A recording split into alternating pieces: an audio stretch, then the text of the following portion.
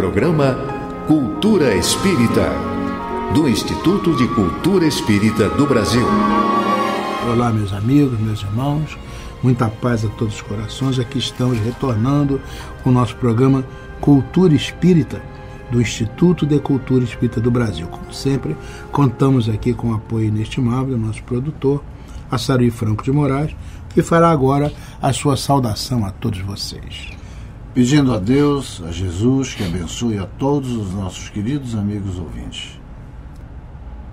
Meus amigos, no próximo dia 26, sábado, a nossa querida amiga, jovem, psicóloga, terapeuta, Tatiana Beliene, né, da família do Arley, filha do Arley Beliene, estará apresentando mais uma vez o seu tema de terapêutica, segundo a visão espírita. A Tatiana, embora seja jovem, já é uma psicóloga experiente, calejada, já está há alguns anos trabalhando, é uma pesquisadora, uma estudiosa importante, conhecedora da doutrina espírita, e ela faz essa ligação da terapia, né, psicóloga, da psicologia, com a visão terapêutica do espiritismo. Aliás, é muito interessante, porque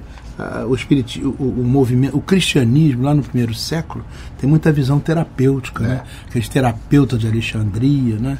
Eles tinham aquela visão de que você, na verdade, a sua relação com o outro era cuidar do outro. Diz, se você serve um copo d'água, você é meramente um garçom. Mas se você pede a Deus que coloque ali um fluido bom naquela água, você não é um garçom, é um terapeuta, que vai ajudar as pessoas. Se você apenas faz comida e dá às pessoas, você é um cozinheiro. Mas se você pede a Deus que coloque ali medicamentos e vibrações positivas naquela comida, você não é um cozinheiro, você é um terapeuta. Então essa é a visão do cristianismo, aquela visão do servidor. Essa psicologia moderna, né, terapêutica, a psicologia com uma visão espírita, é muito esse retorno às origens, né? É o servidor, é a pessoa que está próxima da outra para ajudar, para amparar. E a nossa Tatiana desenvolve o seu trabalho não só profissional, mas também no movimento espírita, para nos falar dessas coisas. Ela conhece muito esse assunto, por isso a sua palestra é muito importante. E ali no sábado, dia 26, estamos contando com a presença de todos lá na nossa sede nova, na rua Ibituruna 53, ali no Maracanã, Tijuca, né? A referência é o Abrigo Teresa de Jesus, que abriu as suas portas para acolher o nosso instituto, onde nós temos agora um salão especial muito bom, com um som muito bom, com a possibilidade de projetar magnificamente as imagens que os expositores preparam com a sua atividade de informática, né? Também continuamos lá com as gravações feitas magnificamente pelo Marcelo e pela Regina, que colocam a nossa TV ICEB no ar para o Brasil e para o mundo, através da web, né? Você pode entrar no site do nosso instituto e lá dentro você vai encontrar a TV ICEB, que estará apresentando não só esse nosso programa de hoje, como as palestras são apresentadas, como o trabalho que o Instituto desenvolve ao longo do tempo. Está lá para a disposição de todos. Estamos encerrando o nosso mês de janeiro, no primeiro mês de 2013, com essa atividade neste quarto sábado, a nossa Tatiana, e convidando a todos para que participem. Estamos lá com o nosso telefone 2224-1060, 2224-0736. Também podemos ser acessados pelo nosso e-mail, Instituto de Cultura Espírita do BR@gmail.com. Lá no Abrigo Teresa de Jesus, inclusive, nós temos estacionamento, né? A pessoa pode chegar com o seu automóvel, vai ser recebida muito bem pelo nosso pessoal, o automóvel vai ficar em total segurança, sem nenhum problema, e depois é subir uma pequena escada e participar intensamente dessa atividade, que, por certo, é uma contribuição. Na verdade, o nosso curso de férias, né, é uma preparação para que em março, quando a gente começar efetivamente as aulas, período letivo regular do Instituto, nós estejamos assim aquecidos, né, por esse tempo e que não deixamos de trabalhar. Então o nosso Instituto está aí com a sua atividade, né? Como dissemos, também vamos ter agora, nesse ano de 2013, o funcionamento do Centro Espírita 18 de Abril. Um grande sonho de Olinda Amorim, que é um Instituto de Cultura Espírita. Ele não é um centro espírita no sentido tradicional. Nós não temos ali passe, água fluidificada, não temos essas coisas. É porque é um instituto de cultura, estudo e pesquisa. Mas agregado a nós, desde o tempo de Olinda, o nosso Centro Espírita 18 de Abril, que ficou muitos anos sem funcionar. Mas agora, graças ao apoio do nosso Assaruí, que está aqui, que é o presidente do 18 de Abril, este ano estamos nos preparando para estudar os melhores momentos em que o Instituto, o Centro Espírita 18 de Abril vai funcionar, não só a benefício do Instituto Cultura Espírita, mas também a benefício do nosso Abrigo Teresa de Jesus, e desde já todos estão convidados. Vamos então ao nosso breve intervalo, vamos ouvir a voz maravilhosa de nossa Natasha Mequena, e depois retornamos com as perguntas que os nossos ouvintes fazem continuadamente. Até já.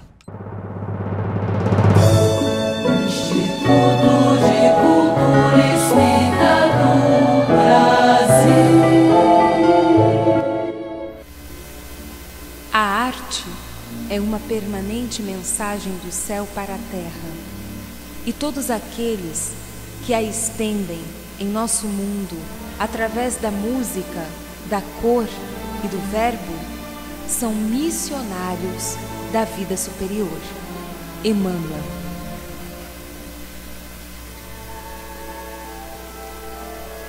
A arte da esperança.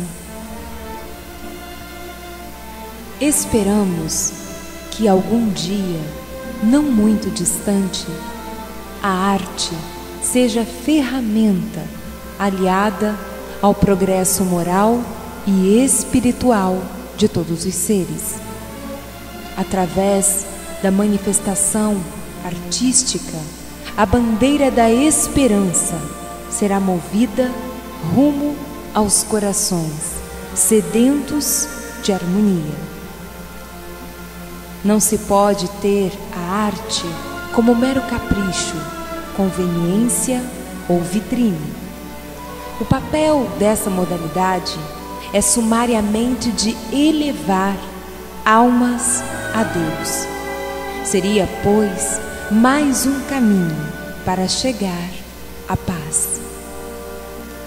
E a arte, no Espiritismo, deve, sim, possuir, acima de tudo, a real dedicação ao bem.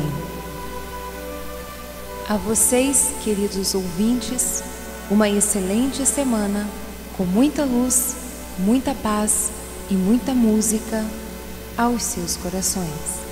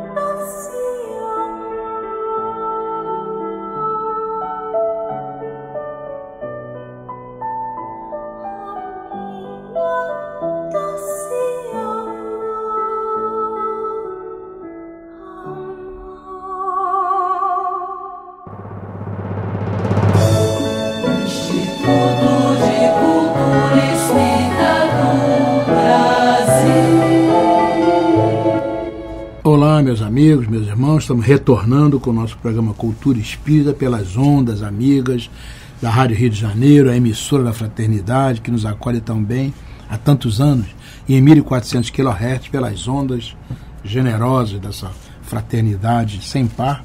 Espalhe esse conhecimento, essa cultura espírita pelo Brasil e pelo mundo. Nessa segunda parte do nosso programa, ainda continuamos, como sempre, contando com o apoio do nosso Toninho Barbosa, que é o nosso engenheiro de som. Nessa segunda parte do nosso programa, nós vamos falar aos nossos ouvintes, né? Aliás, é a nossa terceira parte. Né? Dessa vez, o nosso Vander Barros, de Marechal Hermes, pela internet, nos enviou duas questões aqui, que são desafios aqui para o nosso sábado, né, Zé? Por que o Espiritismo diz que não existem milagres? E aí ele termina: se existem tantos exemplos de milagre por aí afora. Bom, você está afirmando que existem exemplos de milagres. O Espiritismo diz que não existem milagres. Então é preciso, antes de mais nada, que você diga que existem exemplos de fatos extraordinários, mas nós não podemos dizer que eles sejam milagres. Vamos lá.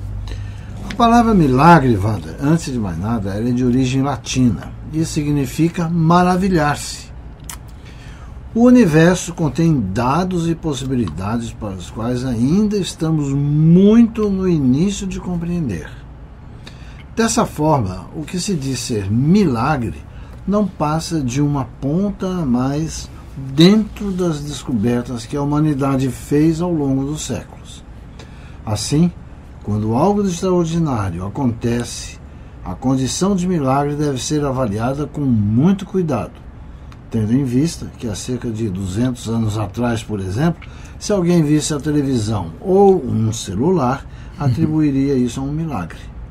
Embora o exemplo possa dar margem a controvérsias, é bom explicar que o homem atribui ao milagre aquilo que ele não pode compreender.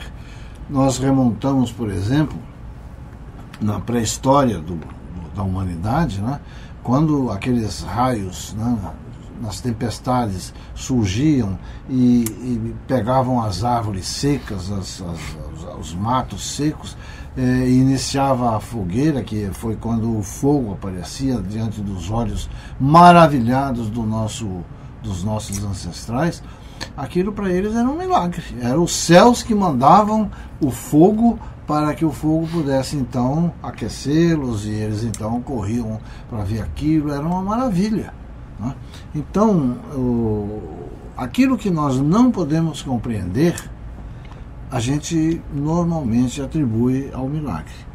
Agora, como eu disse, quase nada conhecemos das leis naturais. E o que hoje é um mistério inexplicável, com o progresso do conhecimento pode tornar-se um fato explicável. Olha bem, Jesus curou, acalmou águas revoltas, multiplicou pães, ressuscitou, entre aspas, mortos, transformou a água em vinho, mas nunca como uma ação milagrosa. O mestre Nazareno, na sua qualidade espiritual, ele conhecia as leis que regem o universo e apenas utilizou esses recursos naturais, que a humanidade ainda está longe de entender. Porém, Wander, algumas coisas já foram explicadas pela ciência, como, por exemplo, a ressuscitação de Lázaro. É um milagre, é tido, né, como um milagre desde aquela época em que ela ocorreu. Agora, hoje, ela pode ser explicada como sendo a reversão de um estado de catalepsia, que é uma situação em que a pessoa parece estar morta e por aí vai. Ela parece estar morta, mas ela não está morta. Ou seja, houve uma sucessão de situações no corpo da pessoa que dão a ideia, que dão a aparência de morte, devido àquele estado de rigidez em que o corpo humano fica. Mas ele não está morto. Mas para quem não entende, para quem não sabe, para quem não conseguiu essa explicação, ele está morto. E se ele, quando volta daquela situação, daquele estado, então ele ressuscitou. né? Mas isso a ciência hoje em dia já explica de uma forma bastante objetiva, sem sombra de dúvida, né? Então, ainda podemos recorrer ao Evangelho, segundo o Espiritismo, né? Onde vamos encontrar o Espírito da Verdade ensinando que o milagre é uma designação de fatos naturais cujo mecanismo familiar à lei divina ainda se encontra longe do entendimento humano. É interessante, né? Porque nós ainda estamos às voltas com coisas que nós não conhecemos, né? Por exemplo, o átomo, que a gente sabe, tudo é feito de átomo. Mas o átomo, teoricamente, é uma impossibilidade. Porque as forças que interagem lá são forças de exclusão. Elas se repelem, né? No entanto, o átomo é uma inclusão. Então, isso aí, aparentemente, é um milagre. A física tradicional não seria capaz de explicar a criação a partir do átomo, né? Que é a realidade profunda de todas as coisas. Mas foi preciso que surgissem outros conhecimentos para informar essas outras explicações. A luz, por exemplo, a luz ela se propaga pontualmente, quer dizer, ponto a ponto, é uma propagação linear, mas também se propaga como ondas. Ela é uma onda ou ela é uma propagação linear? É difícil compreender essas coisas, mas a nossa engenhosidade, a nossa capacidade de compreender as coisas ainda é muito limitada. Einstein deu explicações sobre o universo que muita gente ainda não é capaz de compreender. A física quântica tem informações novas que muita gente não é capaz de compreender. E, afinal de contas, quando você olha aquilo, você diz, se eu não sou capaz de compreender, é um milagre. É um milagre. Né? Mas, na verdade, as leis são leis naturais. Leis sábias, justas e perfeitas. Leis que não têm que se modificar. O milagre seria uma transformação da lei. Mas Deus, a perfeição é tão absoluta que a lei não tem que se modificar. O que acontece é que a nossa compreensão que gradativamente vai se modificando, para nós compreendermos que na verdade ali está uma lei. Então todos aqueles fenômenos, né, que a gente ouve falar, esse de Jesus que você citou por aí, né, e tantos outros que acontecem, aparentemente são coisas que nós não sabemos explicar. Mas um dia, como também você falou muito bem, saberemos. E aí esse conceito de milagre como coisa sobrenatural desaparece completamente. Mas o nosso Wander enviou outra pergunta, usando aí o e-mail, né? Diz ele: como o Espiritismo encara a pena de morte? Essa aí. Interessante. Meu amigo, a morte, ela é um processo de transformação, nada mais. Nem o corpo físico morre. A decomposição é um processo natural que irá compor outros elementos naturais. Então nem o corpo físico morre. Quanto mais nós pudermos pensar na morte como transformação, melhor nós vamos entender a vida. A pena de morte é um atestado infeliz de falta do amor, da tolerância e da caridade.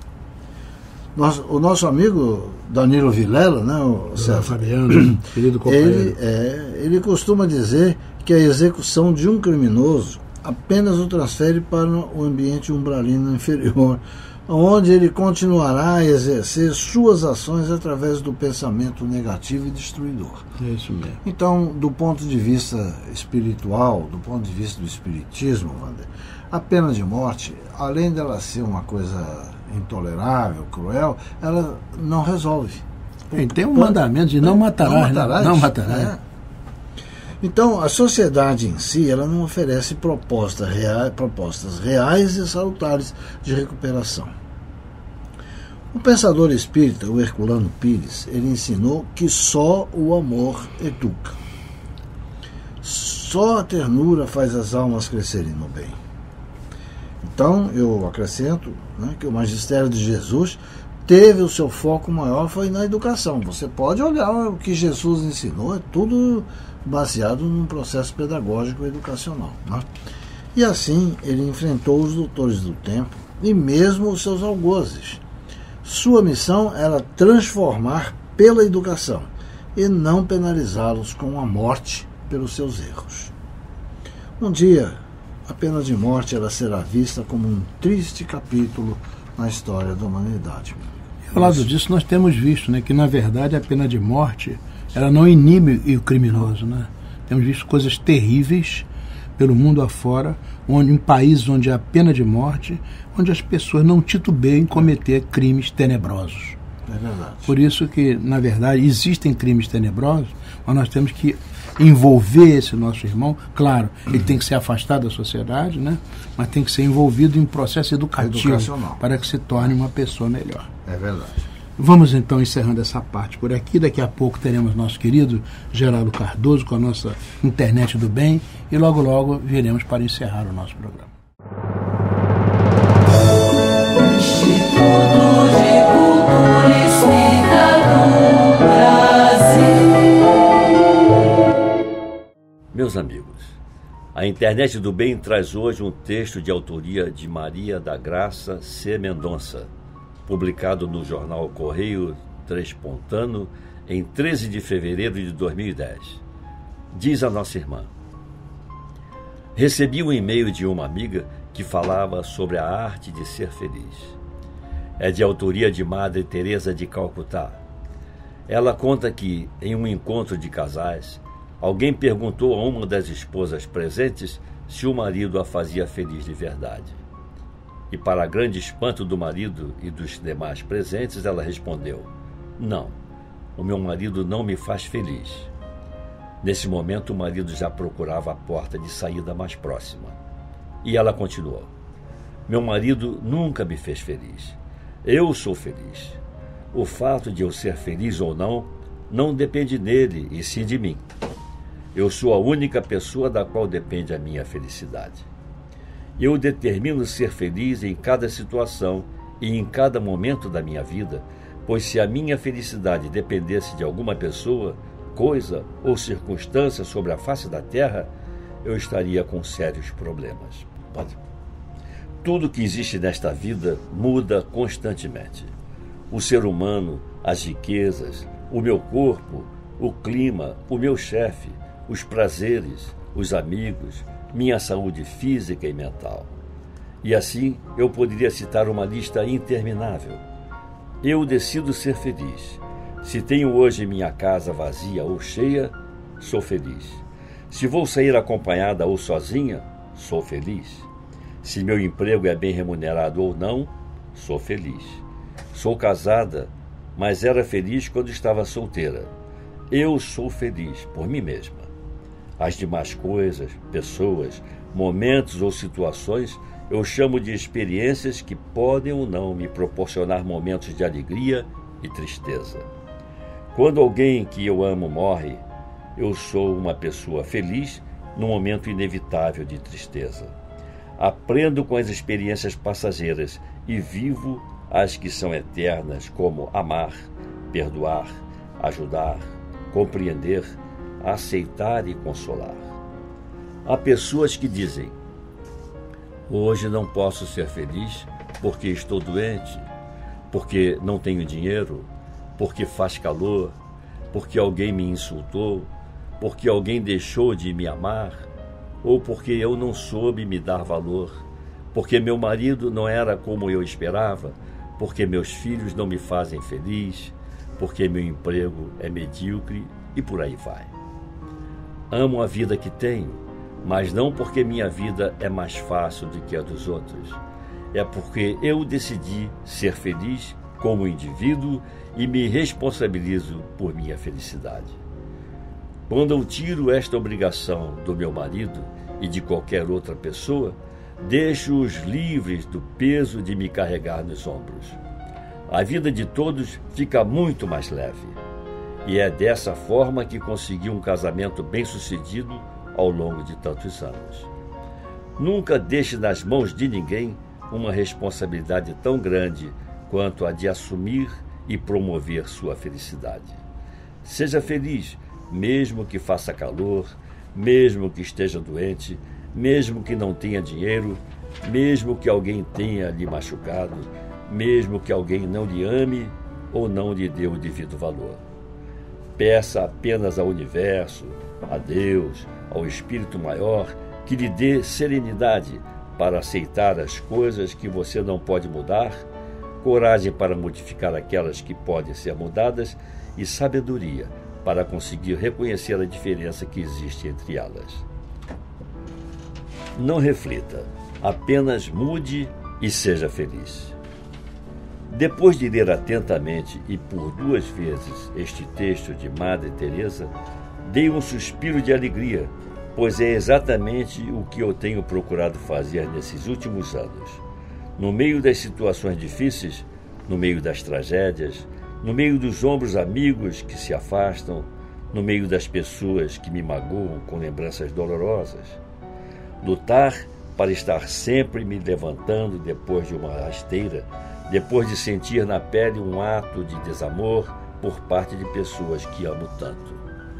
Simbolicamente, levanto meus braços para o céu e peço a Deus que me ajude a levantar, balançar a poeira do meu eu interior e colocar na minha boca um largo sorriso e dizer a mim mesma: ninguém me faz infeliz sem meu próprio consentimento. Que belas palavras as de nossa irmãzinha.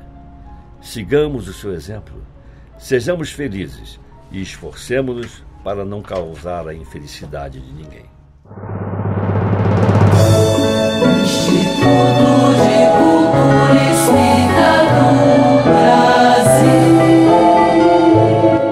Assim, meus amigos, meus irmãos, chegamos ao final do nosso programa, muito agradecidos pela sua atenção e desejando uma semana de muita saúde, muita alegria, felicidade, muita paz. Nossa Saruí, por favor, para as suas despedidas. Também para agradecer a audiência, o carinho, a atenção e desejar a todos muita paz nessa semana que se inicia.